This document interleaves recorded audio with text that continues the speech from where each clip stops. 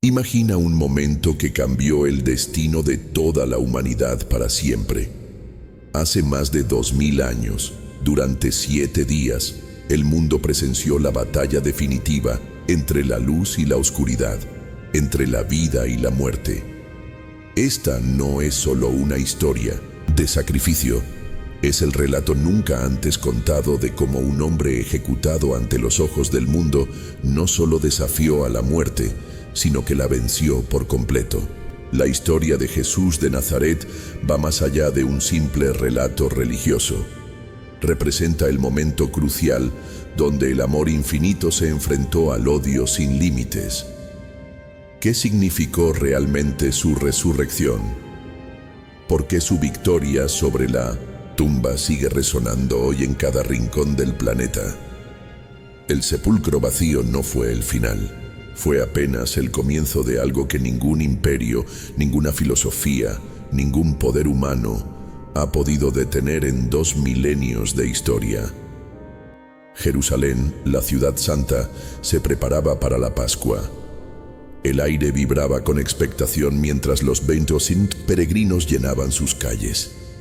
Entre murmullos y rumores, muchos hablaban de un hombre llamado Jesús que había recorrido Galilea haciendo milagros y proclamando el reino de Dios. Nadie podía imaginar que su entrada a la ciudad cambiaría el curso de la historia. Cuando Jesús se acercó montado en un humilde burro, la gente comenzó a salir a su paso. «¡Hosana!», gritaban, arrojando mantos y ramas de palma, cubriendo el suelo como si la tierra misma no fuera digna de recibir la huella de sus pies. Su expresión era serena, casi distante, como si supiera que la gloria que recibía era efímera. Sus discípulos, aunque sorprendidos por la aclamación, no comprendían completamente lo que ocurría. Pedro caminaba observando el fervor con una mezcla de orgullo y asombro, mientras los demás discutían entre sí lo que podría significar todo esto. Mientras la multitud celebraba, los fariseos observaban desde las sombras con creciente preocupación. «¿Ves lo que está haciendo?», se decían unos a otros. «Si dejamos que esto siga así, no habrá fin». Su preocupación no era por la fe en Dios, sino por la amenaza que representaba Jesús para su orden establecido. Cualquier intento de cambiar las estructuras de poder era un desafío directo a su autoridad. Al contemplar Jerusalén, los ojos de Jesús se llenaron de tristeza profunda.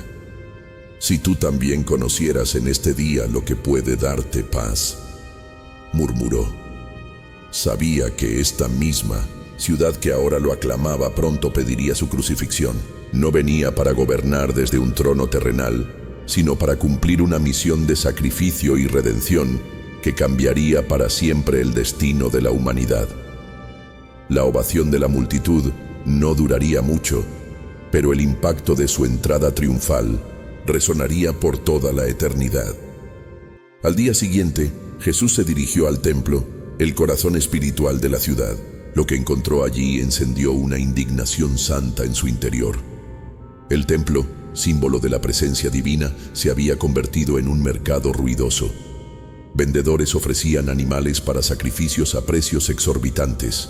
Cambistas manipulaban las tasas de cambio, y el ruido del comercio ahogaba las oraciones. El aroma de los animales, el sonido de las monedas chocando, todo había invadido lo que debía ser un santuario de paz. Con paso firme, Jesús avanzó hacia ese caos. Volcó las mesas de los cambistas, dispersó a los vendedores y con voz resonante declaró: «Está escrito, mi casa será llamada casa de oración, pero ustedes la han convertido en cueva de ladrones». El eco de sus palabras recorrió todo el templo. Los mercaderes, atónitos, se apartaron rápidamente mientras los discípulos observaban en silencio, desconcertados por esta demostración de autoridad. Los fariseos y sacerdotes, indignados por este desafío público, se acercaron para cuestionar su autoridad. «¿Con qué derecho haces esto?», y preguntaron con tono acusatorio. Jesús respondió: Destruyan este templo y en 3 días lo levantaré. Nadie comprendió que hablaba de su propio cuerpo, del sacrificio que estaba por venir, que marcaría el fin del sistema sacrificial antiguo e instauraría una nueva forma de adoración. La multitud, lejos de rechazarlo por su acción, parecía confirmar algo que muchos intuían. Este hombre no venía solo a hacer milagros, sino a traer una purificación profunda a la vida religiosa del pueblo. Los líderes religiosos, sintiendo su autoridad amenazada, comenzaron a tramar su muerte. Sabían que Jesús no era como otros líderes fácilmente manipulables.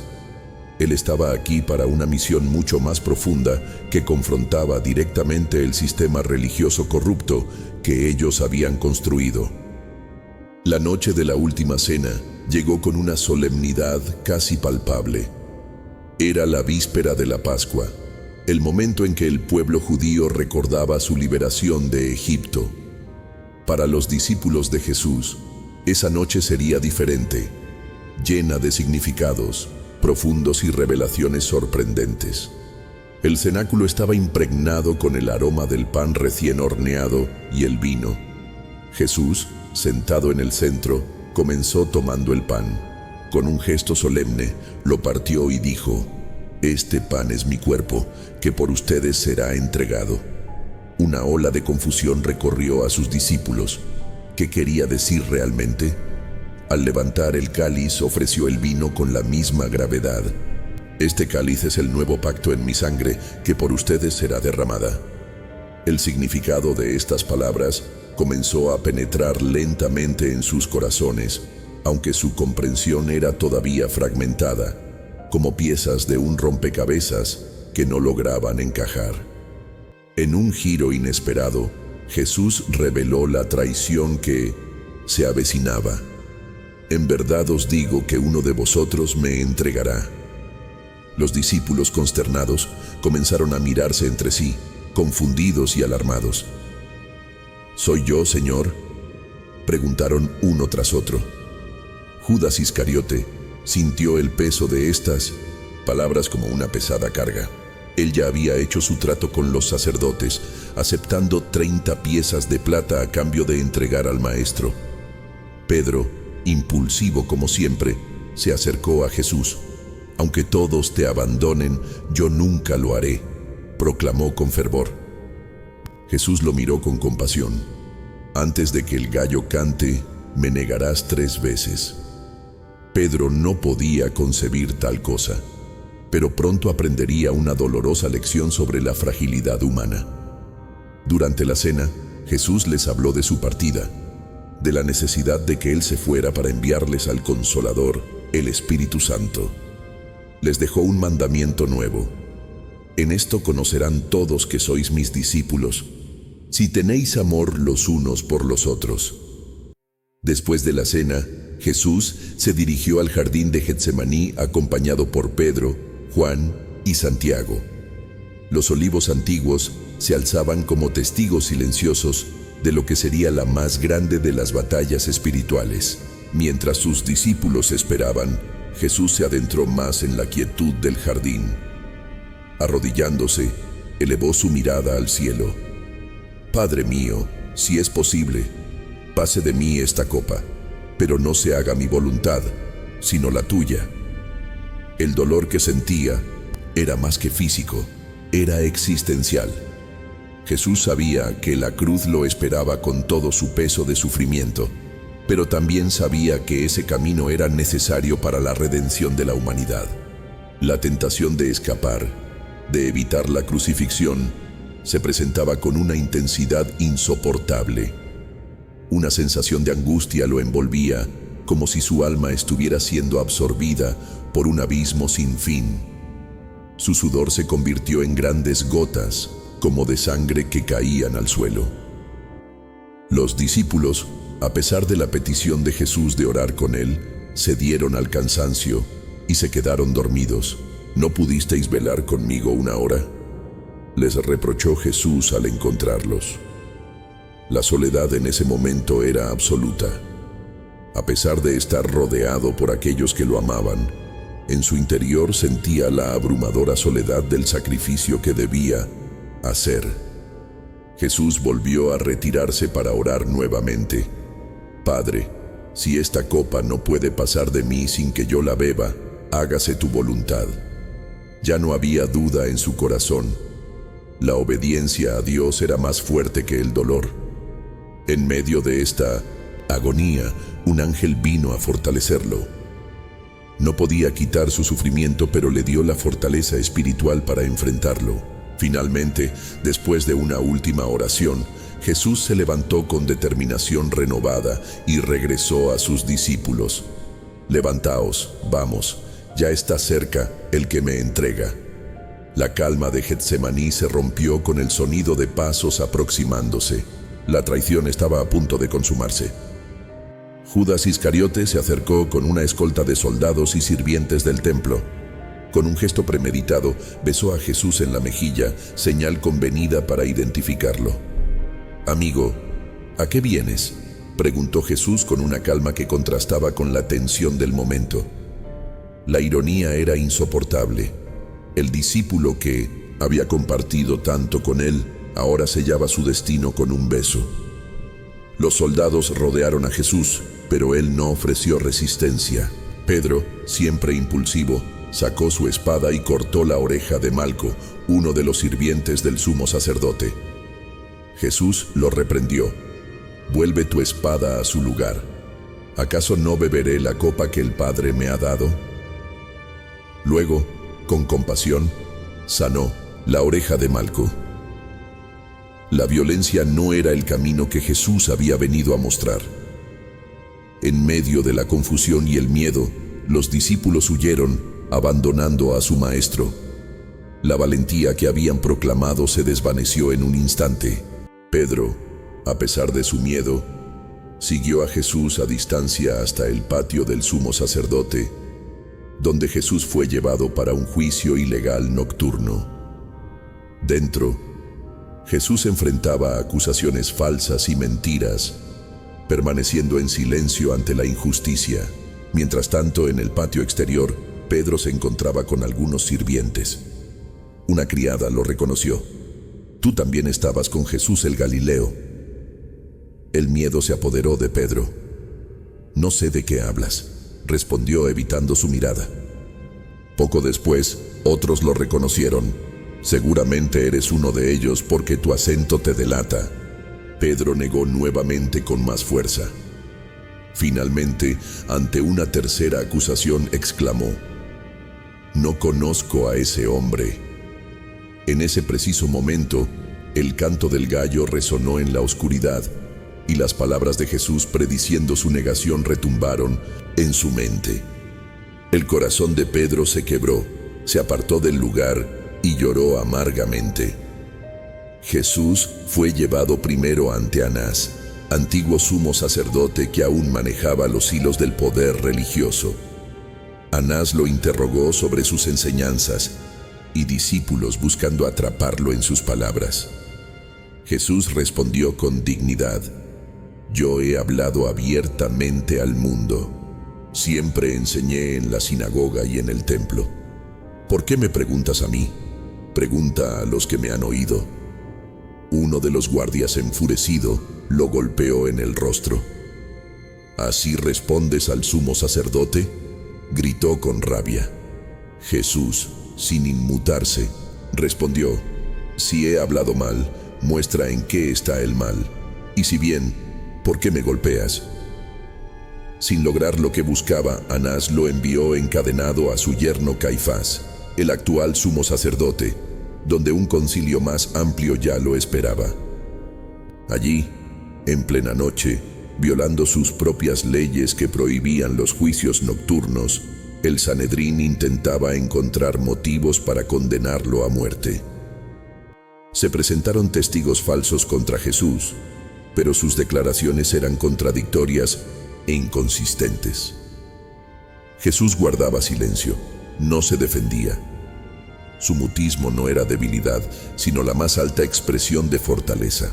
Finalmente, Caifás, frustrado por la falta de evidencia convincente, se levantó y confrontó directamente a Jesús. «Te conjuro por el Dios viviente que nos digas si tú eres el Cristo, el Hijo de Dios». Jesús respondió: «Tú lo has dicho, y además os digo que desde ahora veréis al Hijo del Hombre sentado a la diestra del poder y viniendo en las nubes del cielo». Estas palabras resonaron como un trueno en la sala. El sumo sacerdote, furioso, rasgó sus vestiduras en un gesto teatral. «Ha blasfemado. ¿Qué necesidad tenemos ya de testigos? Habéis oído su blasfemia. ¿Qué os parece? Es reo de muerte», exclamaron los miembros del concilio al unísono. A partir de ese momento, la dignidad del juicio se desvaneció por completo. Algunos comenzaron a burlarse de él, escupiéndole. Otros le cubrieron los ojos y le golpearon. «Profetiza, Cristo, ¿quién te golpeó?». Con los primeros rayos del alba, los líderes religiosos se apresuraron a llevar a Jesús ante la única autoridad que podía autorizar la pena capital: el prefecto romano Poncio Pilato. A las puertas del pretorio, una multitud se había congregado. Los sacerdotes, para no contaminarse ritualmente antes de la Pascua, no entraron al recinto romano. Jesús fue llevado ante Pilato, quien quedó perplejo ante su dignidad. «¿Eres tú el rey de los judíos?», preguntó con frialdad. «Tú lo dices», respondió Jesús.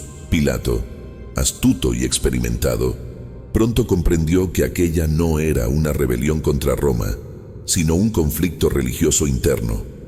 Intentó liberar a Jesús aprovechando la costumbre pascual de soltar a un prisionero.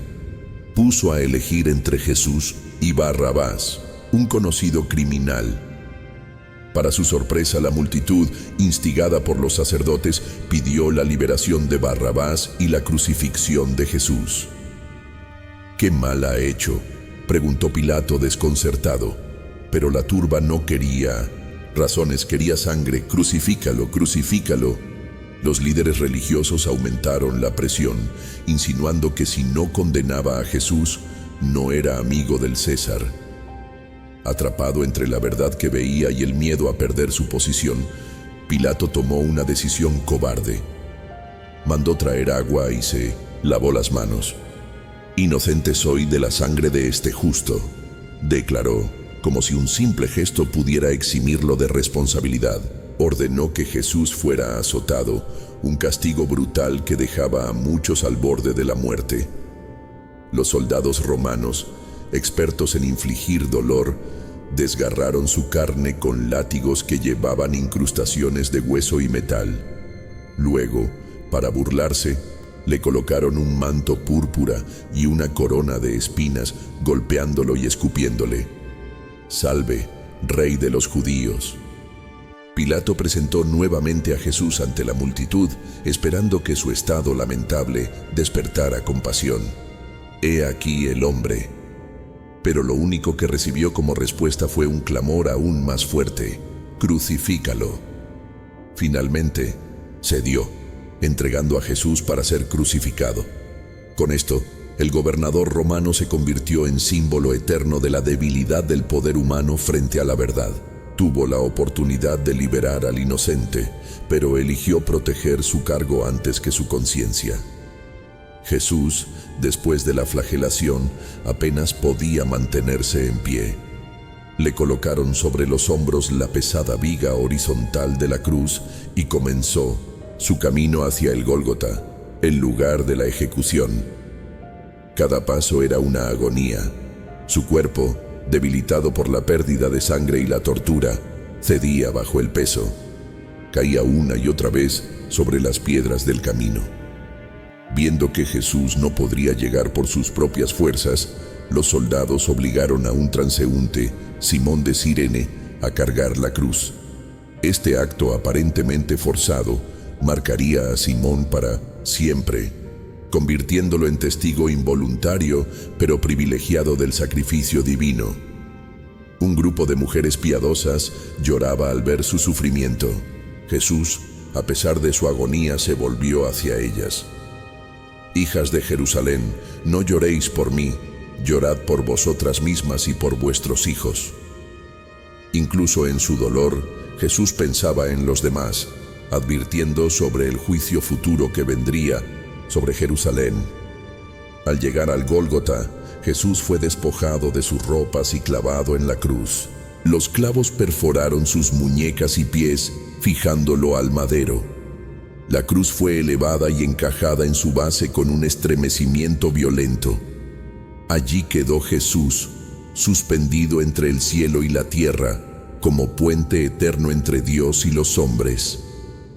En Minosin, la cruz, Jesús pronunció 7 frases que resonarían a través de los siglos. La primera fue una súplica de perdón. Padre, perdónalos porque no saben lo que hacen. No maldijo a sus verdugos ni pidió venganza. En cambio, intercedió por ellos. A los pies de la cruz, los soldados se repartían sus vestiduras, indiferentes al drama cósmico que se desarrollaba ante sus ojos. Viendo a su madre y a Juan, el discípulo amado, Jesús pronunció su segunda palabra. Mujer, he ahí tu hijo. Hijo, he ahí tu madre. En medio de su agonía, se preocupaba por aquellos que amaba, creando una nueva familia espiritual que trascendería los vínculos de sangre. Al mediodía, una oscuridad sobrenatural cubrió la tierra, como si toda la creación lamentara lo que estaba ocurriendo. Desde la cruz, un grito desgarrador rompió el silencio. Elí, Elí, lama sabactani. Dios mío, ¿por qué me has desamparado? No era una duda de fe, sino la expresión del hombre que cargaba el peso del pecado del mundo. Jesús, que siempre había estado en perfecta comunión con el Padre, experimentaba ahora la separación que el pecado produce. Era el momento más oscuro, pero también el más redentor. Tengo sed, pronunció después cumpliendo otra profecía. Le ofrecieron vinagre en una esponja, su última experiencia de la crueldad humana. Finalmente, como un susurro profundo y poderoso, declaró: consumado es. No fue una palabra de derrota, sino un grito de victoria. La obra redentora estaba completa, la deuda del pecado saldada. Con una fuerza que ya no parecía humana, alzó su voz por última vez. Padre, en 1200 tus manos encomiendo mi espíritu. Y habiendo dicho esto, inclinó la cabeza y expiró. En ese momento la tierra tembló, las rocas se partieron, y en el templo, el velo que separaba el lugar santo del lugar santísimo se rasgó de arriba abajo. Esta ruptura sobrenatural simbolizaba el acceso directo a Dios que ahora se abría para todos los creyentes. El centurión romano, testigo de estos eventos extraordinarios, exclamó: verdaderamente este hombre era hijo de Dios. La cruz, instrumento de vergüenza y tortura, se había convertido en símbolo de la victoria del amor sobre el odio, de la vida sobre la muerte. Como era la víspera del sábado, y ningún cuerpo podía permanecer en la cruz durante el día sagrado, José de Arimatea, un miembro secreto del concilio que no había aprobado la condena de Jesús, pidió a Pilato el cuerpo de Jesús. Junto con Nicodemo, otro discípulo oculto, descendieron el cuerpo con reverencia, lo envolvieron en lienzos con especias aromáticas y lo depositaron en un sepulcro nuevo, cavado en la roca. Una gran piedra fue rodada para sellar la entrada del sepulcro. Las mujeres que habían seguido a Jesús observaron dónde lo colocaban, planeando volver después del sábado para completar los ritos funerarios. Los principales sacerdotes, inquietos a pesar de su aparente victoria, pidieron a Pilato que asegurara el sepulcro. Temían que los discípulos robaran el cuerpo y proclamaran una resurrección falsa. Pilato les concedió una guardia, y la tumba fue sellada con el emblema de Roma. El sábado transcurrió en un silencio pesado, cargado de desesperanza para los seguidores de Jesús y de falsa seguridad para sus enemigos. Pero detrás de esa piedra sellada por la incredulidad humana, se gestaba el acontecimiento más trascendental de la historia. El tercer día se aproximaba, y con él, la victoria definitiva sobre la muerte. Al amanecer del primer día de la semana, mientras las tinieblas aún cubrían Jerusalén, María Magdalena, María madre de Jacobo y Salomé, se dirigieron al sepulcro con perfumes para ungir el cuerpo de Jesús. Su preocupación era práctica: ¿quién nos removerá la piedra de la entrada? Pero al llegar, encontraron la piedra ya removida y el sepulcro vacío. El mundo pareció detenerse en ese instante. Confundidas y temerosas, se asomaron al interior. Allí, un ángel les anunció la noticia más asombrosa de todos los tiempos. ¿Por qué buscáis entre los muertos al que vive? No está aquí, ha resucitado. La muerte había sido vencida. El sepulcro, símbolo de finalidad, se transformaba en puerta hacia la vida eterna. Las mujeres, atónitas, corrieron a informar a los discípulos. María Magdalena, regresando sola al jardín, se encontró con quien creyó era el jardinero, hasta que él pronunció su nombre: María. En ese instante lo reconoció. Era Jesús, vivo, resucitado, transformado pero real. No me toques, le dijo Jesús, porque aún no he subido a mi Padre. Ve a mis hermanos y diles: subo a mi Padre y a vuestro Padre, a mi Dios y a vuestro Dios. Con estas palabras anunciaba una nueva relación entre Dios y la humanidad. Los discípulos, al principio, no creyeron el testimonio de las mujeres. Estaban encerrados, temerosos, atrapados entre la culpa y el dolor. Pero el resucitado no se quedó en el jardín. Aquella misma tarde, se presentó en medio de ellos a puertas cerradas. «Paz a vosotros», les dijo, mostrándoles sus manos y su costado. El temor se disipó, la incredulidad se transformó en adoración, y la tristeza dio paso a un gozo indescriptible. Jesús no resucitó para volver al pasado, sino para inaugurar un futuro nuevo. Su victoria sobre la muerte no fue un milagro aislado, sino el inicio de una nueva creación que continúa expandiéndose hasta hoy. La resurrección de Jesús es el acontecimiento central de la historia humana, el pivote sobre el cual gira todo lo demás. La cruz vacía y el sepulcro vacío proclaman juntos un mensaje que resuena a través de los siglos. La muerte ha sido vencida, el pecado ha sido perdonado, y la reconciliación con Dios es posible para todos los que creen. Esta verdad transformó a un puñado de discípulos temerosos en apóstoles valientes dispuestos a morir por su fe. Su testimonio inquebrantable, a pesar de la persecución y el martirio, es quizás la evidencia más poderosa de la realidad de la resurrección. No habrían dado sus vidas por una mentira o una alucinación.